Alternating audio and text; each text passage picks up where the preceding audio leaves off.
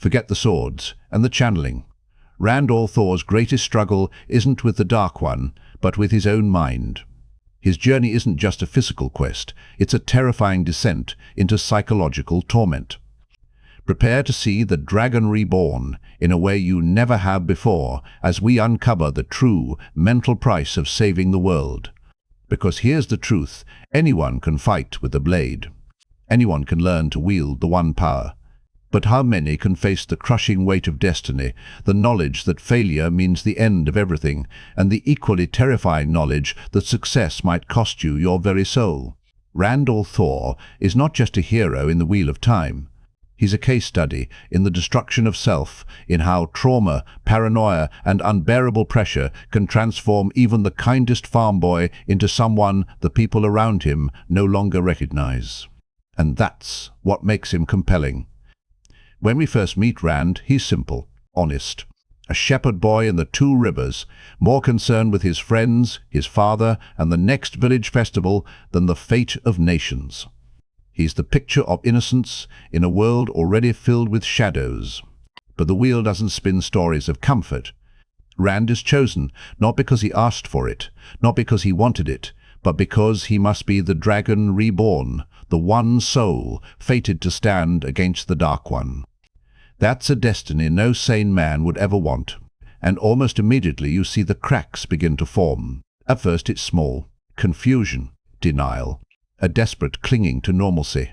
Rand doesn't want to be different, doesn't want to be dangerous, doesn't want the weight of prophecy pressing down on him. But destiny doesn't ask permission.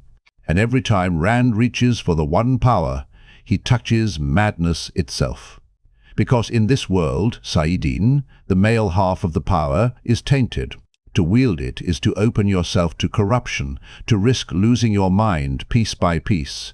Imagine fighting with a weapon that will eventually kill you, even as it's the only thing that might keep you alive.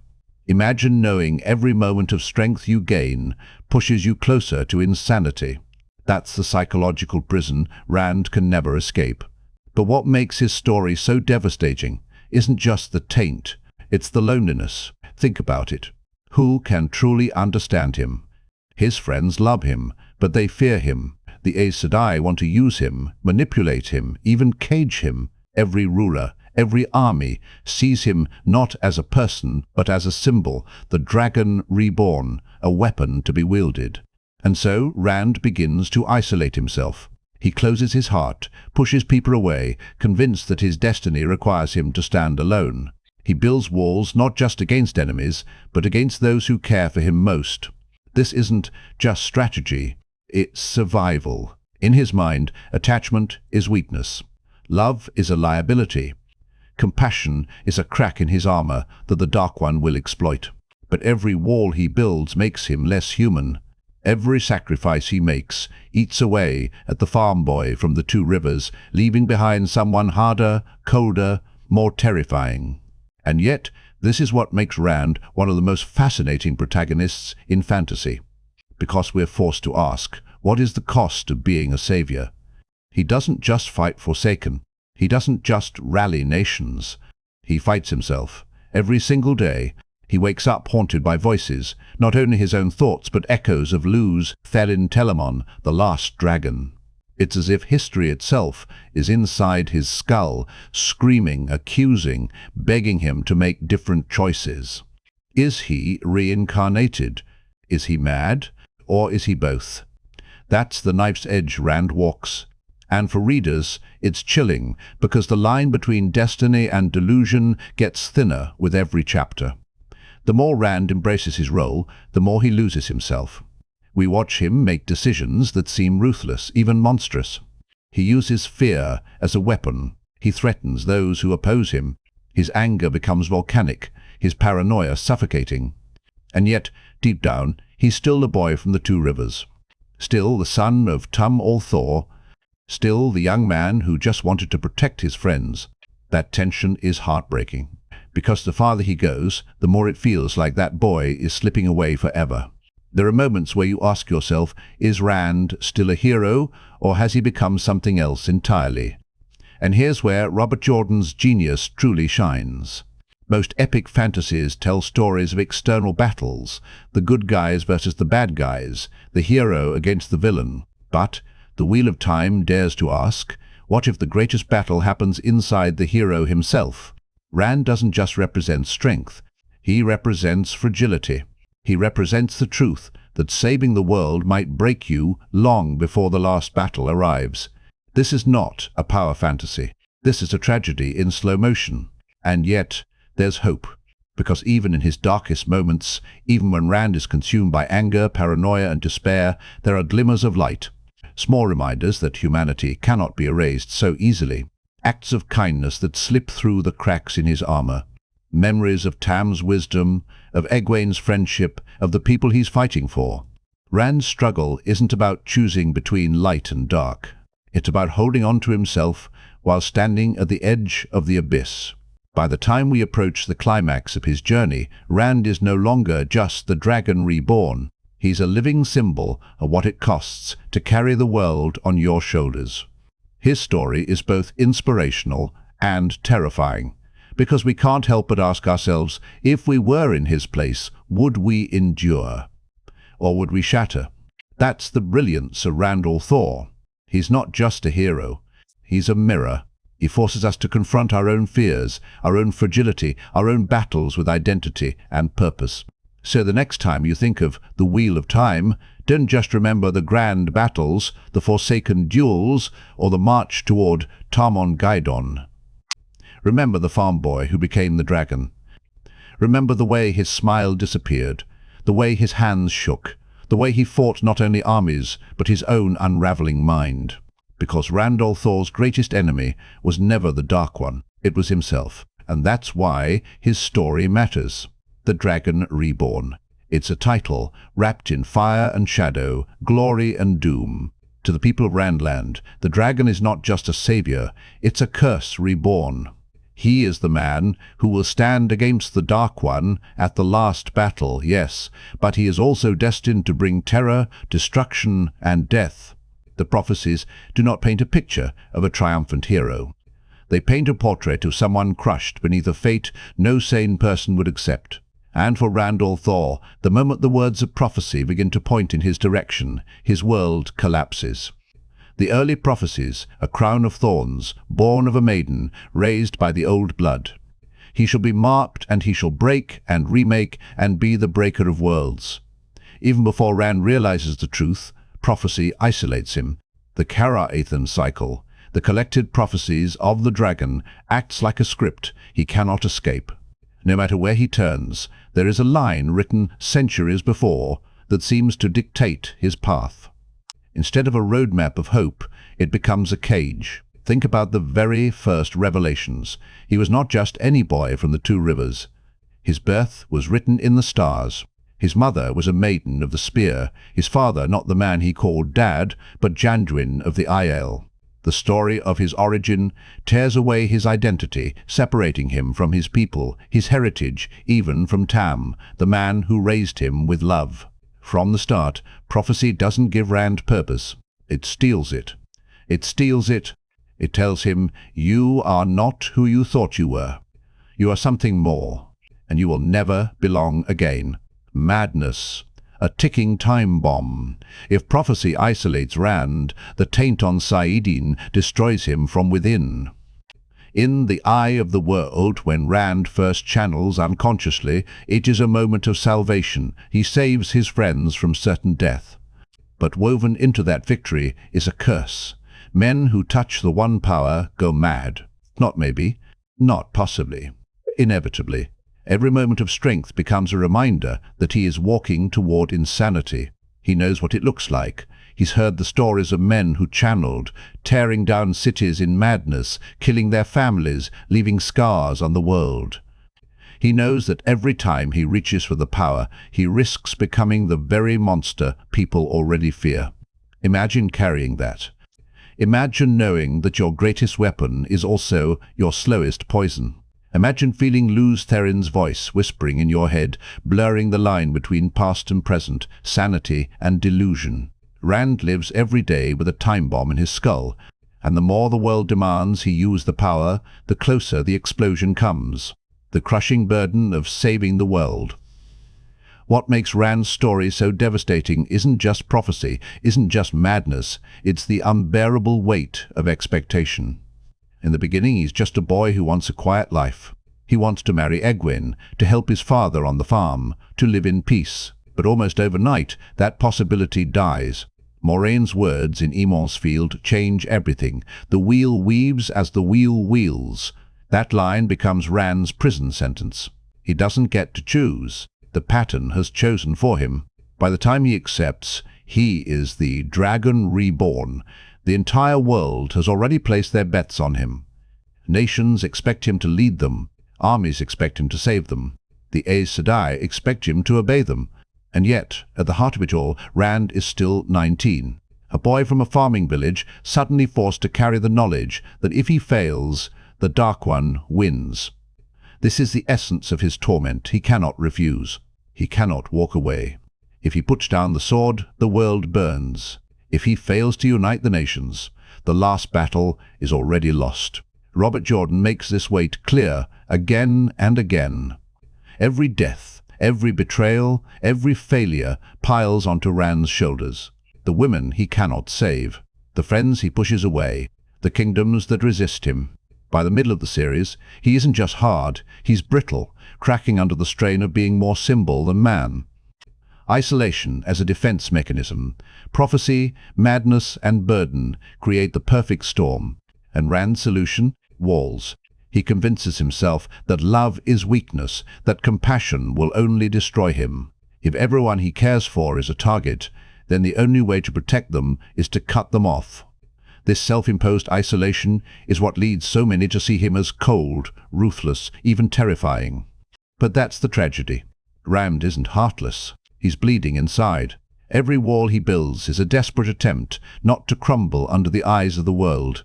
He must be strong because if he breaks, there is no one else to stand in his place. And that is the true cruelty of prophecy. It demands a savior, but denies him the comfort of being human, a mirror of myth and reality. What makes Rand's story so enduring is how it echoes real mythological archetypes and yet deepens them into something painfully human. Like Heracles in Greek myth, Rand is tasked with labors that would break any mortal man. Like Christ in Christian narrative, he carries the sins and hopes of the world on his shoulders, marked for sacrifice. Like Odin in Norse legend, he suffers not only for wisdom, but because his destiny demands pain.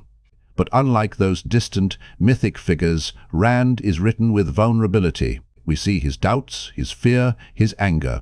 We see him struggle to reconcile the boy he was with, the symbol he must become. And in that struggle, Jordan gives us not just a hero, but a mirror. Because who among us hasn't felt the weight of expectation? Who hasn't feared losing themselves to the demands of others? Rand's journey takes those very human fears and magnifies them to a cosmic scale. The price of destiny. By the time Rand reaches his breaking point, he is no longer simply the Dragon Reborn. He is the embodiment of the cost of destiny. Every scar on his body, every voice in his head, every relationship torn apart is a reminder that saving the world isn't noble. It's annihilation of the self. And yet, here's the miracle. Rand does not shatter. He bends, he breaks, he falls into darkness, but there remains a spark, however small, of the boy from the two rivers. And in the end, it's not prophecy, not power, not even the taint that defines him. It's the choice to keep going. The dragon's prophecy is not a story of triumph. It's a story of survival. It's about carrying a weight no one should have to bear, and still taking one step forward. So when we talk about Rand al'Thor, don't just picture the blazing sword, the duels with Forsaken, or the final confrontation with the Dark One. Picture the boy standing alone against the silence of prophecy, the creeping dread of madness, the crushing weight of destiny. Because Rand's greatest victory was not in breaking the Dark One's hold. It was in refusing to let the burden destroy him first. In a story as sprawling as the Wheel of Time, the battles are not only fought with steel and the one power. Some of the most devastating wounds are struck with whispers, betrayals, and broken bonds. For Rand al'Thor, the Dragon Reborn, trust is not a gift, it is a liability. And as his story unfolds, we watch trust corrode, paranoia grow, and the once open-hearted shepherd become a man who cannot tell friend from foe. This is not just a tale of enemies on the battlefield. It is the story of how whispers and betrayals erode the very foundation of Rand's humanity. Friends and mentors turned pawns. Early in Rand's journey, trust is his lifeline. He has Tam, the steady hand of a father. He has Mat and Perrin, his brothers in arms. He has Egwene, the childhood companion who shares his heart. And, of course, he has Moiraine, the Aes Sedai, who guides him from the two rivers into the vast, dangerous world. But what happens when those pillars begin to crumble? Consider Moiraine herself. She is mentor, protector, and manipulator all at once. Rand depends on her knowledge of prophecy, of the one power, of the world itself.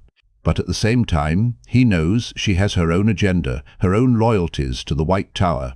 Every piece of guidance comes with the sting of uncertainty. Is this for my good or for hers? That doubt grows, gnawing at Rand's trust. Even his friends become tangled in webs of politics and prophecy. Egwene rises as amyrlin, forced to act not as childhood friend, but as rival authority. Mat, with his strange luck and shifting loyalties, becomes unpredictable. Perrin struggles with his own path, torn between duty to Rand and the call of the wolves. What once was friendship becomes fractured by destiny, until Rand can no longer tell where loyalty ends and betrayal begins. It is a cruel irony. The pattern gives him companions, but the very weight of being the dragon isolates him from them. The web of Aes Sedai manipulation. And then there are the Aes Sedai. The White Tower has always seen the dragon as a weapon to be used or destroyed. From the moment they learn of him, they scheme to gentle him, to bind him, to control his every move. The kidnapping at Dumai's Wells is perhaps the clearest scar on his psyche. The very women sworn to serve all reduce him to a prisoner, caged and beaten, paraded like a beast. Even after his rescue, the memory never leaves him. How can he trust when the supposed guardians of the world treated him as less than human? Robert Jordan drives this point home by showing how these betrayals are not always loud or violent. They are whispers, half-truths, hidden daggers. Every Aes Sedai smile hides an agenda. Every alliance conceals a trap. For Rand, this constant manipulation becomes unbearable. He learns to see plots everywhere, and most of the time he isn't wrong. But suspicion, once seeded, never stops growing. The rise of paranoia. With every betrayal, Rand's mind twists tighter. He begins to see enemies where none exist. He questions even the loyalty of those who would die for him. Lews Therin's voice in his head only deepens the spiral. Is it madness? Is it memory? Or is it a symptom of his own unraveling? Whatever the truth, the constant whispering feeds Rand's paranoia.